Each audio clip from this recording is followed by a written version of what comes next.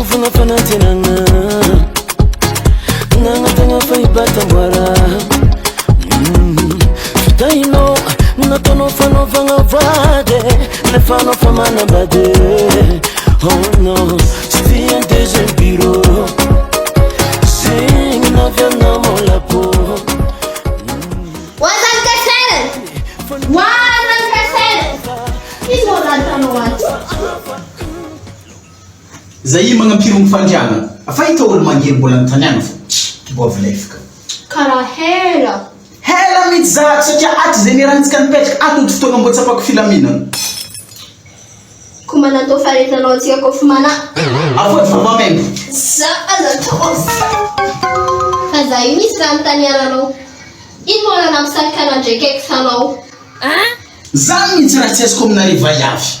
Naharo voankazo tamin'ny Saedena tao nisy pilmosy, nisy aponga be nandanitra. Hatramenika mahagaga mbola tao Saedena. Voankazo voarara tiany Evanoany. Magnanjany koa nazy maro fanontaniana manjary apetraka, fanontaniana hahatonga aretim-po aminao dia apetraka anao. Matsaratsika iboka ndraiky mipetraka marikitra hôpitaly, anatonga avy batibatagna hely efa kaoty. Bon, valiako ny fanontaniana. Na misaraka zahay. Efa 3 ans zahay ndraiky ex-sanahy niaraka. Même bisou mbola tsy natanay tam'izany, même bisou. Satria amin'ny fiangonana zareo agnano fady magnano rapport sexuel avant mariage. Tsy marigny am'izany kaserany boka raha magnanjany agny. Yes! Atsika koa tsy sitrak'Andriamanitra hagnano fresina aloha mariage, vita mariage atsika vao nameny matériel, vao nameny fitaovagna io. Fa matozy io nameny nanomboka atsika voateraka, defa azo ampiasaigny. Ary izy efa niteny hoe anjakao ny zavaboary. Azo porofogny ara-tsorotra masina ene zany e. Anambo mandiniky. Ko tsy nameny fitaovana ino raha maniana? Ino? Asa possible hoe miboaka avy mihoro mamana na miboaka avy misofina, mais zavatra ny Andriamanitra e. Ary namarigny mbo ignorana misarikana tamin'ny ex-sanao.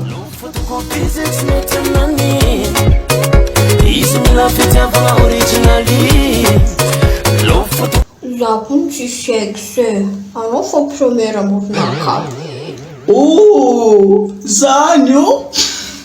Ia. Le talovaka. Io photocopie aby jiaby. Izy adresse mail azy. Taminao fô zanatsapa fahasambarana. Fa problème araiky fô. Za kofa niaraka taminao karaha voan'ny diabète. Diabète nino? Voko teny mamloatra.